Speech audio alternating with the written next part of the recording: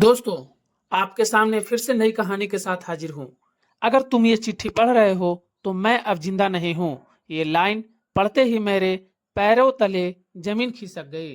तो चलिए कहानी को शुरू करते हैं।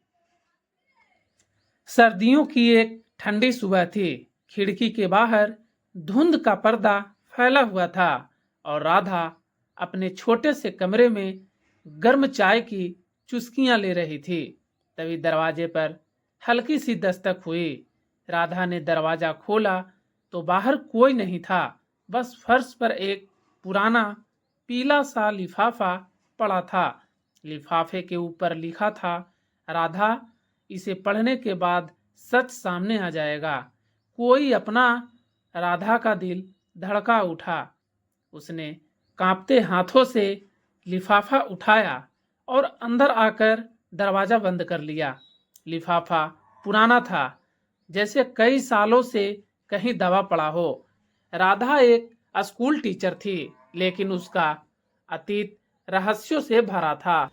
5 साल पहले उसके माता पिता एक सड़क हादसे में मारे गए थे। उस हादसे के बाद उसने अकेले ही जिंदगी संभाल ली थी, लेकिन हमेशा उसके मन में सवाल रहा, क्या वह वाकई हादसा था? चिट्ठी का पहला पन्ना खोलते ही उसकी आंखें फैल गई। राधा, अगर तुम यह पढ़ रही हो तो समझ लो कि मैं अब जिंदा नहीं हूँ। तुम्हारे माता पिता की मौत कोई हादसा नहीं थी। इसके पीछे एक नाम है, राघव। राघव, यह नाम उसके लिए अजनबी था, लेकिन आगे की पंक्तियों ने उसकी रूह कांप दी। राघव तुम्हारे पिता का सबसे करीबी दोस्त था, लेकिन लालच ने उसे अंधा कर दिया। तुम्हारे पिता के पास एक ऐसी जमीन का कागज था जिसकी कीमत करोड़ों में थी। वह कागज अब तुम्हारे घर में नहीं है, लेकिन उसकी सच्चाई अभी भी तुम्हें बचा सकती है। राधा का दिमाग तेजी से दौड़ने लगा। कौन भेज सकता है ये चिट्ठी? और ये राघव कहाँ है? उसने स्कूल से छुट्टी ली और पुराना घर खोजने चली गई, जहां वह बचपन में रहती थी। घर अब वीरान था। मकड़ी के जाले और धूल पर हर कोने में फैली हुई थी।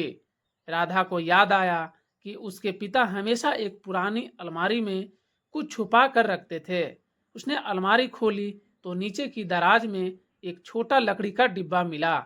डिब्बा खोलते ही अंदर एक और चिट्ठी और एक पुराना नक्शा था। नक्शे में उनके गांव के पास की एक पुरानी हवेली का रास्ता बना था। हवेली अब खंडर हो चुकी थी, लेकिन वहां क्यों जाना था, यह चिट्ठी में लिखा था। राधा, हवेली के तहखाने में वह सबूत है जो तुम्हारे माता पिता के कातिल को बेनकाब करेगा। लेकिन सावधान, वह आदमी आज भी जिंदा है। अगली सुबह राधा नक्शा लेकर हवेली पहुंची। दरवाजा आधा टूटा हुआ था और अंदर घुप अंधेरा। उसने मोबाइल की टॉर्च ऑन की और धीरे धीरे कदम अंदर बढ़ाए। तहखाने का दरवाजा जंग लगा था, लेकिन जैसे ही उसने धक्का दिया, एक बदबूदार हवा का झोंका आया। अंदर एक पुरानी लकड़ी की मेज थी, जिस पर धूल जमी थी। मेज के नीचे एक लोहे का संदूक था। उसने जैसे ही संदूक खोला, अंदर पुराने कागज, फोटो और एक टेप रिकॉर्डर मिला। टेप ऑन करने पर एक भारी आवाज गूंजी। अगर यह टेप राधा सुन रही है तो समझो सच बाहर आने वाला है।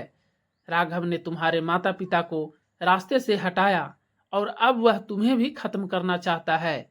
अचानक ऊपर से कदमों की आहट आई। राधा ने टॉर्च बंद कर दी और एक कोने में छिप गई।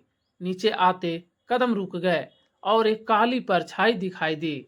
आवाज आई, राधा, मुझे पता था तुम यहाँ आओगी। वह राघव था, मध्यम उम्र का आदमी, आंखों में क्रूरता और हाथ में पिस्तौल। तुम्हारे पिता ने मुझे धोखा दिया राधा। वह जमीन मेरी होनी चाहिए थी, लेकिन अब देर हो चुकी है। राघव ने हिम्मत जुटाई और टेप रिकॉर्डर ऑन कर दिया। राघव की आवाज रिकॉर्डिंग में साफ सुनाई दी। उसका जुर्म मानते हुए राघव ने गुस्से में गोली चलाने की कोशिश की, लेकिन तभी पुलिस वहां पहुंच गई। असल में राधा ने हवेली आने से पहले अपने दोस्त और पुलिस इंस्पेक्टर अजय को सब बता दिया था। राघव गिरफ्तार हो गया। हवेली में मिले कागज और रिकॉर्डिंग ने अदालत में सारा सच साबित कर दिया। राधा के माता पिता का नाम साफ हो गया और वह जमीन सरकारी रिकॉर्ड में वापस दर्ज हो गई। राधा ने आखिरी चिट्ठी को अपनी डायरी में संभाल कर रख लिया। उसे अब भी नहीं पता था कि पहली चिट्ठी किसने भेजी थी। शायद कोई ऐसा जो उसके माता पिता का सच्चा दोस्त था, लेकिन अपना नाम कभी नहीं बताना चाहता था। हर रात सोने से पहले वह चिट्ठी पढ़ती और सोचती, कुछ सच हमेशा रहस्य बनकर रह जाता है। तो दोस्तों, ये कहानी कैसा लगा कमेंट सेक्शन में जरूर बताइएगा।